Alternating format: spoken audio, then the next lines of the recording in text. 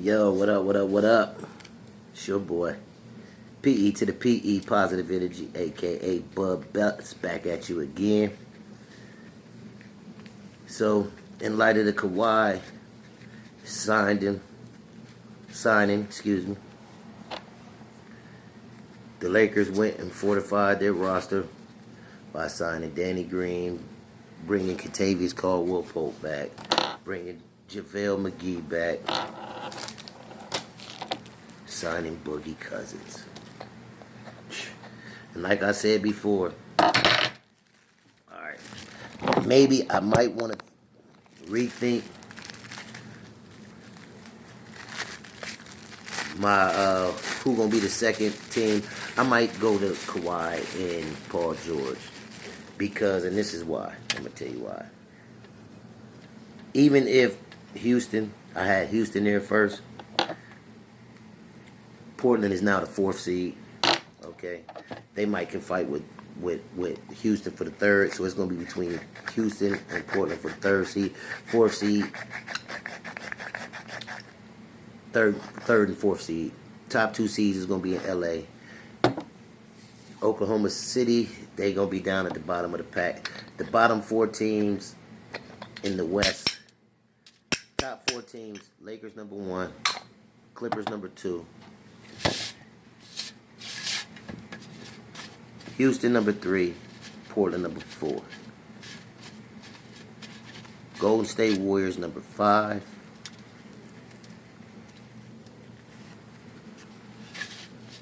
the Denver Nuggets number 6, the Utah Jazz number 7, and a dogfight and up in the air, you got about 3-4 teams I could say might have a shot at the 8th seed. With that being Oklahoma City, just because Russell Westbrook, he is the only star. Now everybody else is paired up with another superstar except for Russ. He the only Lone Ranger, and being that he only 6'3", 6'4", maybe 6'5", he don't have the size to overpower opponents and dominate the game in a way that someone like Giannis, Kawhi Leonard, LeBron James, Anthony Davis, Joel Embiid can do. And maybe to a lesser degree, Joel Embiid. I feel Anthony Davis is a much more nimble and athletic big that can really play power forward and can stretch out and maybe even guard 3.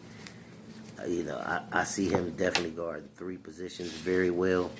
Maybe even a 2 guard, but I could see him guarding the 3, 4, any forward position. So then for the 8th seed, you're going to be having Sacramento,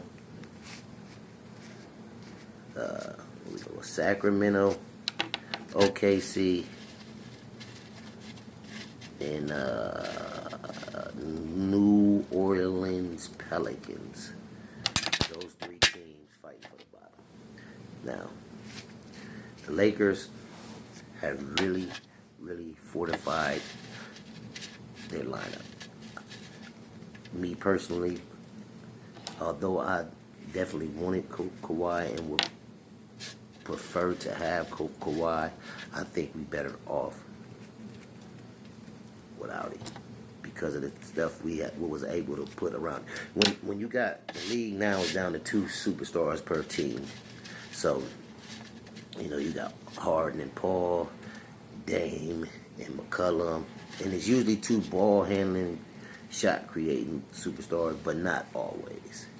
Okay, they can still, like, Embiid is a superstar on his team, and so is Simmons, but Simmons is not necessarily the scoring he can create for everybody else, and Embiid can create shots out of double teams in the post.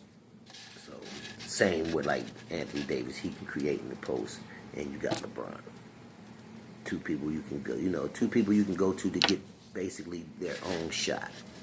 So you can pitch it to Embiid in the post, he can get his shot. You can pitch it to AD, he can get a shot. You got ball handlers like Dame and McCullough Harden and Chris Paul.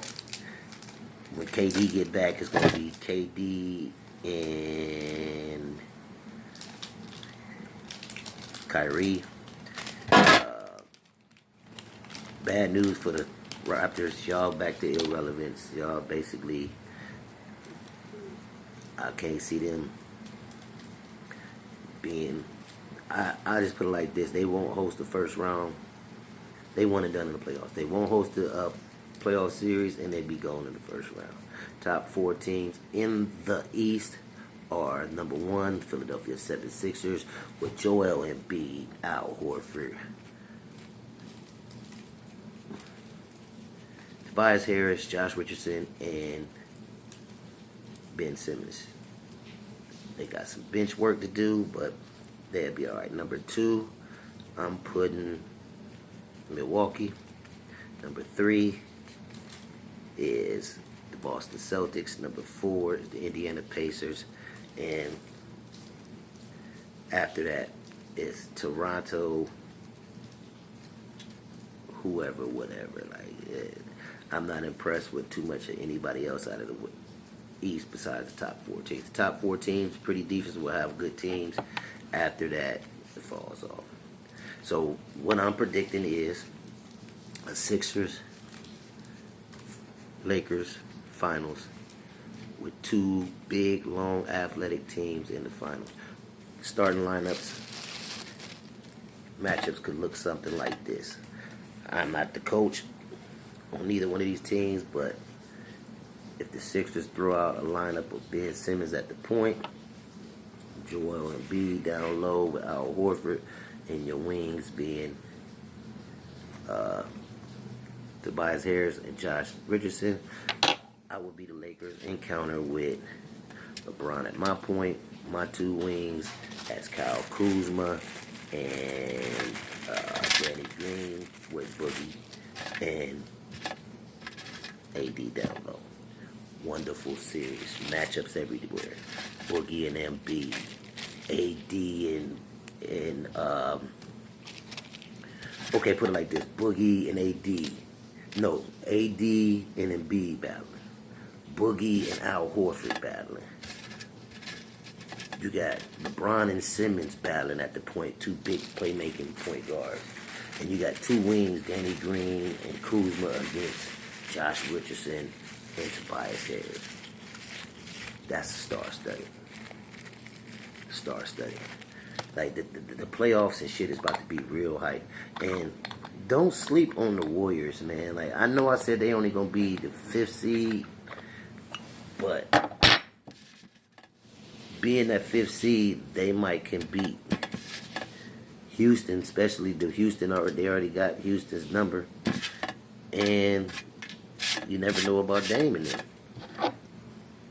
But the West is gonna be stacked when you got your 4th and 5th and maybe 6th. When your 5th and 6th seeds could possibly be the Nuggets and the Warriors. That's deep. That's deep. That's deep. I don't see nobody in the West winning 60 games. I don't think the West will have the number 1 seed. I think the Sixers will grab the number 1 seed. They'll win 60 games and control the East comfortably and probably have the best record in the NBA. But I still got the Lakers favorite to win. And you got the Lakers. I don't know, the Lakers possibly could win 60 games. I take that back. When you can throw out your starting 5 of Boogie, AD, Kuzma, Danny Green, and LeBron at the point. Oh my God. And then you got a bench of, as of right now, and I still think they might add 1 or 2 more veteran players. But as of right now, you got Quinn Cook,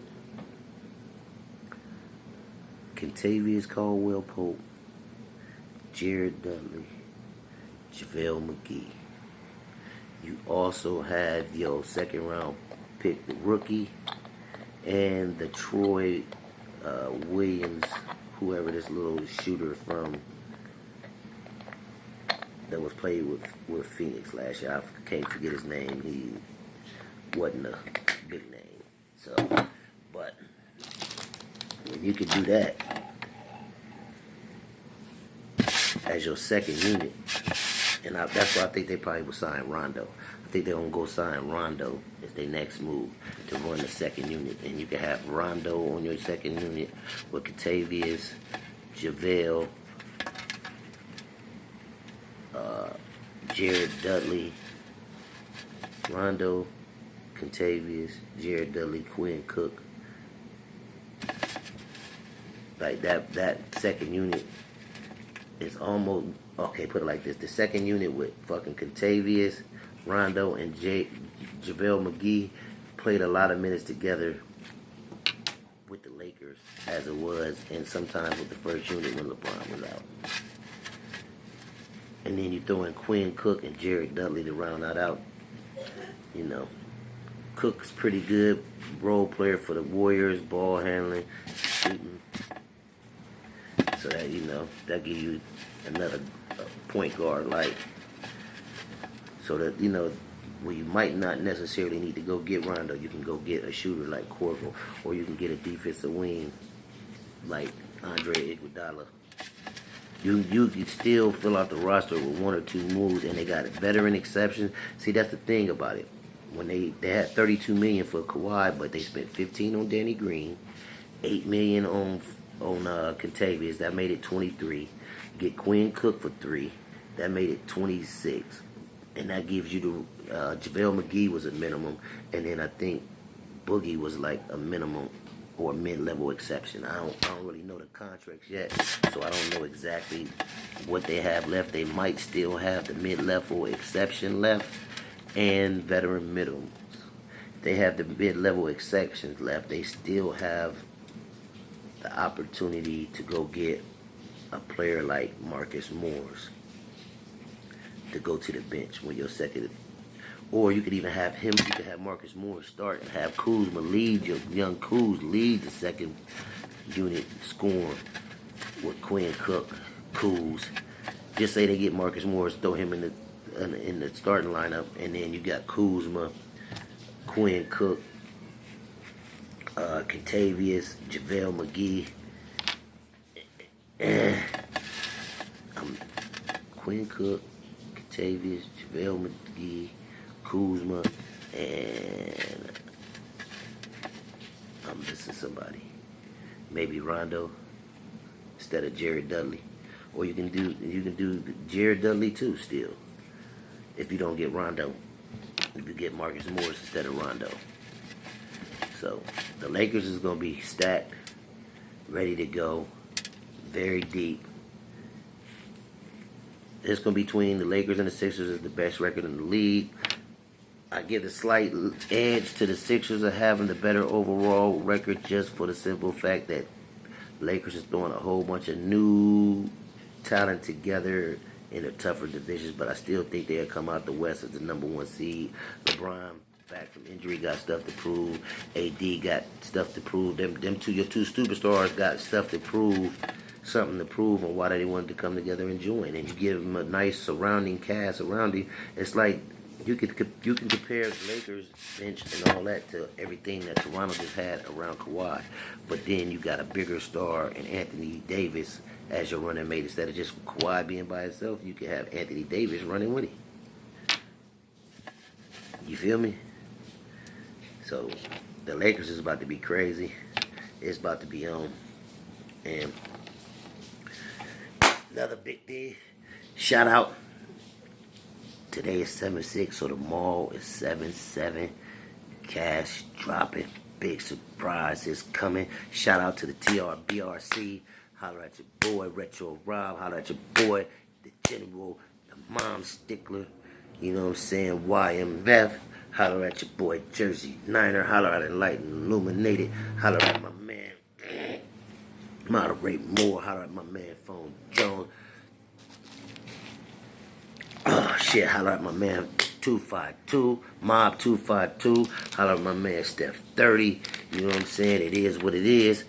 This is what it is. TRBRC cash dropping tomorrow. Free agency is hot. That's why I love this shit. The Lakers about to win the championship. We're going for ring number 17. This is real Lakers shit, not no bandwagon shit. Holler at your boy, man. It's positive energy. Peace, man. But we can't have peace till we come together as one. One love.